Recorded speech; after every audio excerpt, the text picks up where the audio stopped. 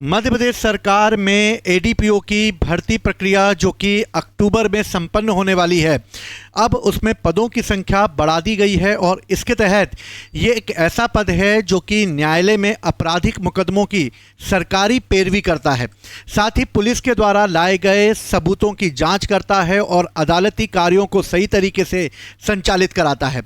ADPO यानी कि सहायक जिला लोक अभियोजक अधिकारी जो कि आपराधिक मामलों में सरकार का वकील होता है और इस तरीके से अगर देखा जाए तो इसकी जो वैकेंसी निकाली गई है इसमें पदों की संख्या बढ़ा दी गई है। यानी कि अगर देखा जाए तो 90 पदों पर यह परीक्षा आयोजित की जानी थी, लेकिन वर्तमान में इसमें पदों की संख्या बढ़ाकर 107 कर दी गई है। लगभग 17 साल पहले एडीपीओ की परीक्षा आयोजित की गई थी और उसके बाद अभी से 11 साल पहले ये परीक्षा फिर आयोजित हुई और ये तीसरी बार 2026 में आयोजित हो रही है।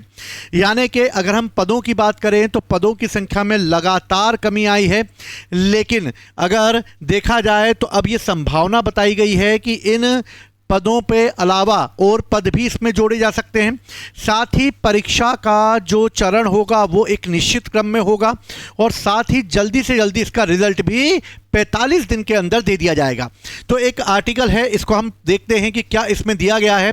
सबसे इंपॉर्टेंट चीज़ इसमें जो बात कही गई है वो ये कही गई है कि इस समय 11 साल में दूसरी बार वैकेंसी यानी कि आगे फिर बढ़ोतरी संभव है, यानी कि 107 से आगे बढ़ सकती है। और ये परीक्षा कब आयोजित की जाएगी? अक्टूबर में आयोजित की जाएगी। एडीपीओ की भर्ती परीक्षा में अब 90 पदों से बढ़ाकर 107 कर दिया गया है, यानी पिछली बार में अभी भी आधे से कमी है, लेकिन संतोषजनक पदों को निकाला गया है इसमें।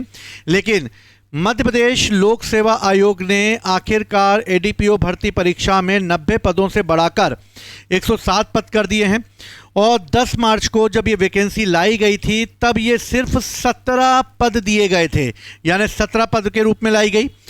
अब आगे चलकर यही 17 साल में दूसरी बार वैकेंसी लाई गई है और इस तरीके से अभ्यर्थियों को राहत इससे मिलेगी, क्योंकि अब जो पदों की संख्या जो है वो 107 कर दी गई है।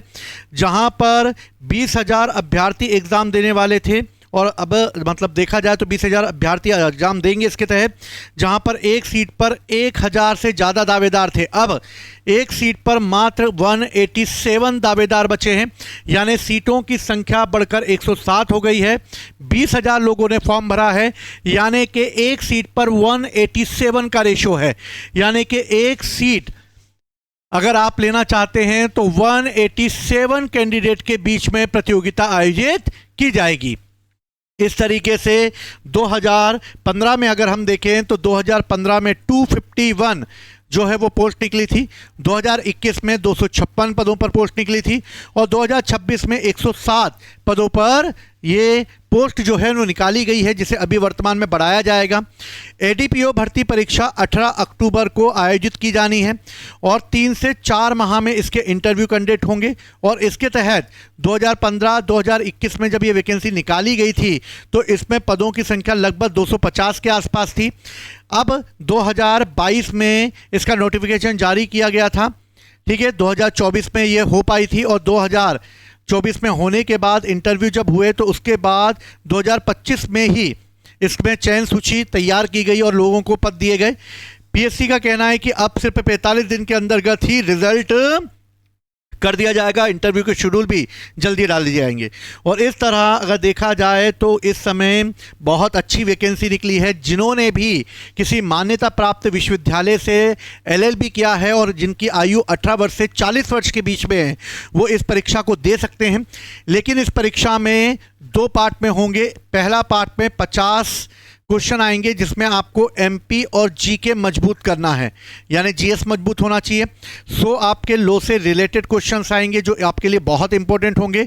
लेकिन फर्स्ट पेपर को भी नज़रअंदाज नहीं किया जाना चाहिए, क्योंकि फर्स्ट पेपर ही लीड जनरेट करेगा आप लोगों के लिए। तो एडीपीओ की भर्ती के लिए आप लोग तैयार हो जाएं और इस तरीके से अक्टूबर में होने वाली इस परीक्षा के लिए पूर्ण रूप से जो है अपने आप को तैयार करें, फर्स्ट पेपर को भी मजबूत करें। और अगर आपको लगता है कि अगर एमपी का जीके आपको पढ़ना है तो आप मुझे कमेंट्स कर सकते हैं।